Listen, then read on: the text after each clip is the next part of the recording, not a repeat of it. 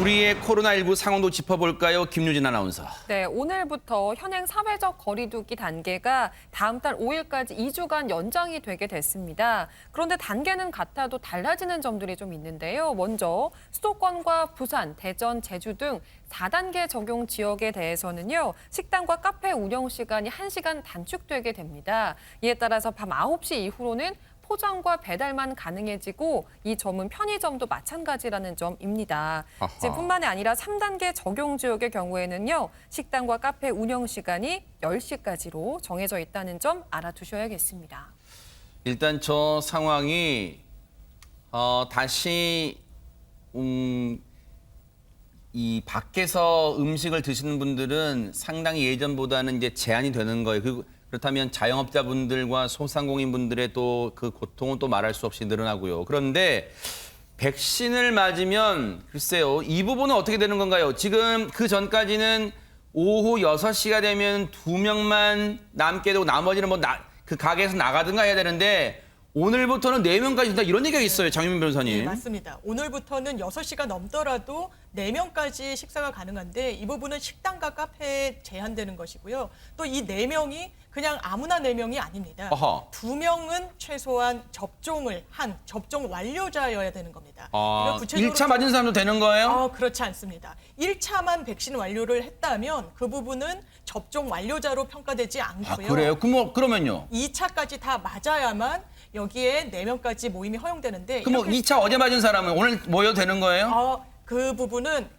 일단 항체가 형성된 이후에 모임을 허용한다는 게 2주가 흘러야 돼. 2차까지 맞아도? 그렇습니다. 아하. 그렇기 때문에 이 부분 염두에 두셔야 되고 사실 2차까지 맞은 분이 1명 있다면 안 맞은 사람 2명과 합쳐서 3명 네. 그리고 2명, 2명, 맞은 사람 2명까지 해서 4명까지 되는데 그러면 이런 생각하실 수 있을 거예요.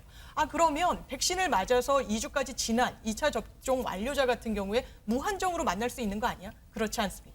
딱 4명까지만 허용이 되고요. 앞서 말씀드린 대로 카페와 식당에만 이 제한적으로 적용되는 규정이기 때문에 집에서 유사한 형태로 모임을 가지셔도 안 됩니다. 아니, 또 궁금증 생기는데요? 아니, 박성배 변호사님, 저 식당과 카페에서는 백신을 2차까지 접종 완료하고 2주가 지난 시점, 즉 항체가 형성되신 분들은 포함되면 그분들은 인원수에 포함 안 되니까 4분까지 된다면서요. 식당과 카페. 근데 그분들하고 집에서는 못 모이는데 이게 도대체 무슨 말입니까? 역시나 이를 두고 일부 직장인들과 전문가들 사이에서는 식당, 카페보다 집이 더 위험하다는 것인가 반문이 제기되고 있습니다.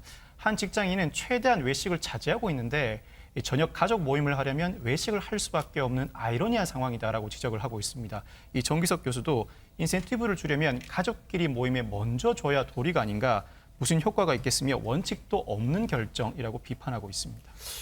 글쎄요. 이것도 약간 언뜻 이해는 되지 않아요. 이에 대해서 많은 자영업자분들, 소상공인분들이 좀 뿔이 났다면서요, 최정아 기자님. 네, 그렇습니다. 자영업자 김모 씨는요, 평일에는 퇴근 시간 뒤인 오후 7시부터 8시께 손님들이 오는데 밤 9시에 문을 닫으라고 하니까 저녁 장사가 잘 되지 않을 것 같다라고 고민을 토로하기도 했습니다. 그러면서 오후 6시 이후에는 백신 접종자를 포함해서 사적 모임을 4명까지 확대를 하는 것도 현실성이 없다라고 지적을 했고요.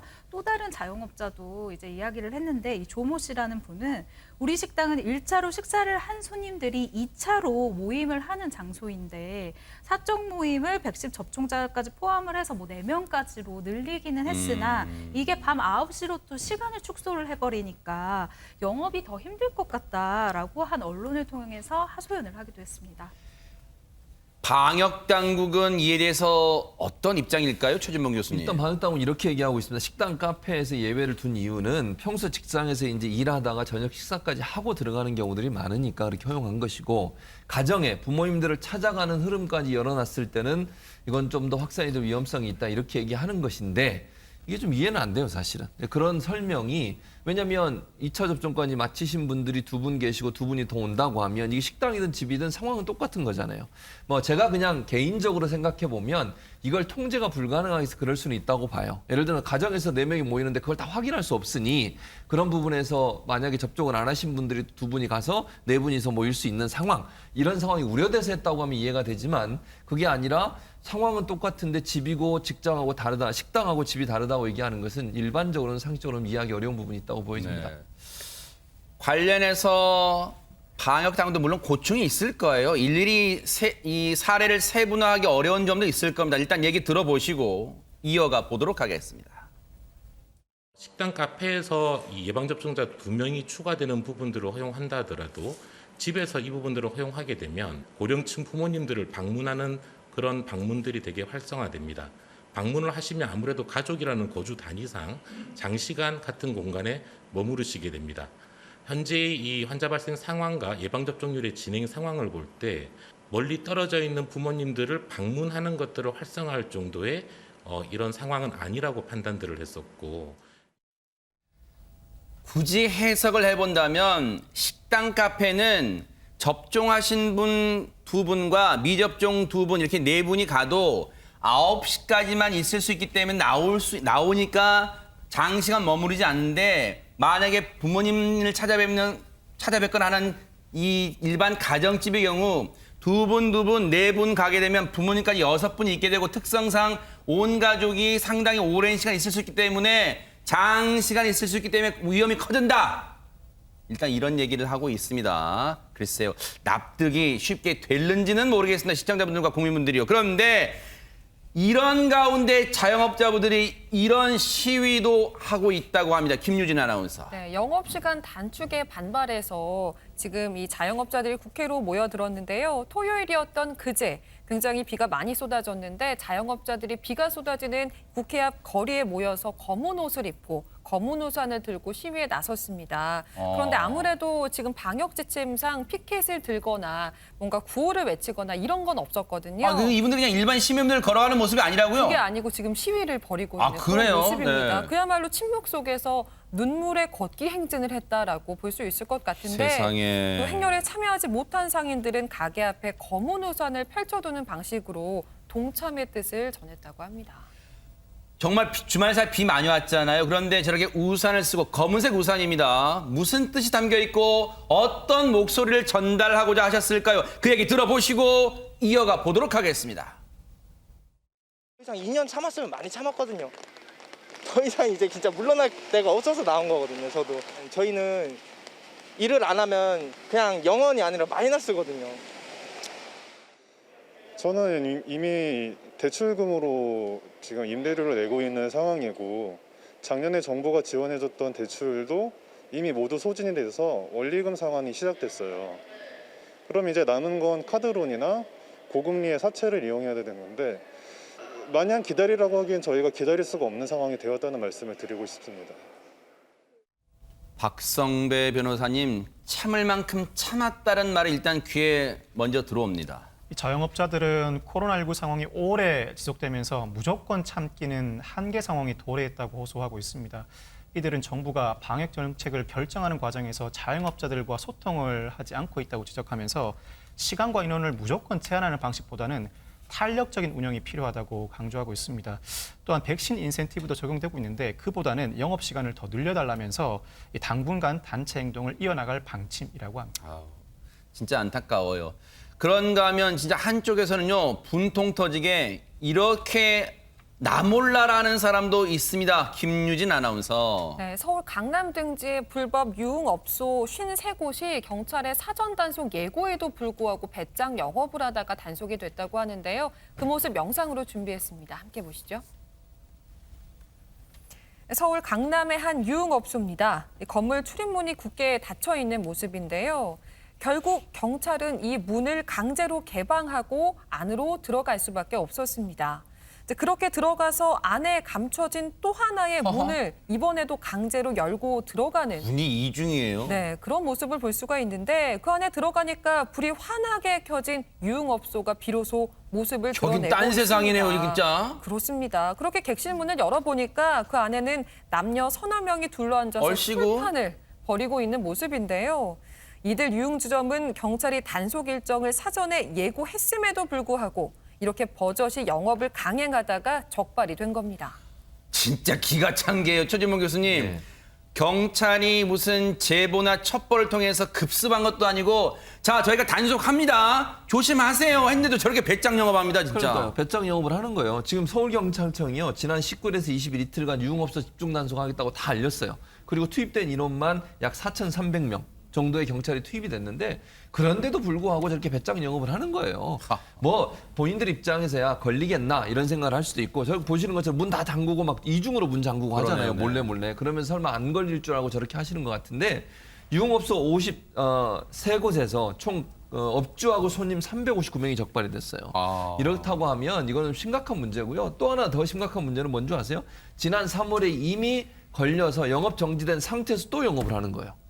이건 배짱 아닙니까? 세상에. 그런 사람도 있었고 또 하나는 거리에서 손님들을 그 일반 미니밴이라고 그러죠. 그 봉고차라고 그러고 거기 차에 태워가지고 실어 나르는 그런 승합차로. 예, 네. 승합차로. 아하. 그 정도로 우리가 지금 방역 당국이나 경찰이 열심히 단속을 하고 있음에도 불구하고 그것을 비웃듯이 이런 행동을 하는 사람들이 있어서 네. 모두 처벌하기로 그렇게 했다고 합니다. 아니 근데 지금 설명 들어보면요, 장유민 변호사님 적발됐는데도 또 저렇게 배짱 영업을 강행한다? 무슨 처벌이 너무 약해서 그런 거예요? 아, 맞습니다. 이 술집에서 이렇게 불법을 저질러도 손님 같은 경우에는 과태료 10만 원 조치를 받는 게 사실 전부입니다. 하하. 그러니까 이렇게 배짱 영업을 하면서 손님들한테 이렇게 말한다는 거예요. 아, 10만 원 걸리면 우리가 내줄게요. 내드리겠습니다. 안심하고 술 드십시오. 이거는 정말 있을 수가 없는 일이고 그러니까 이런 목소리가 나오는 겁니다. 아니 10만 원이란 처벌이 너무 가벼우니까 이렇게 하는 것 아니겠느냐. 그래서 방역당국에서는 이 과태료 10만 원 조치를 뭔가 상향 조정해야 되는 거 아니냐 이런 검토에 들어갔다라고 하고요.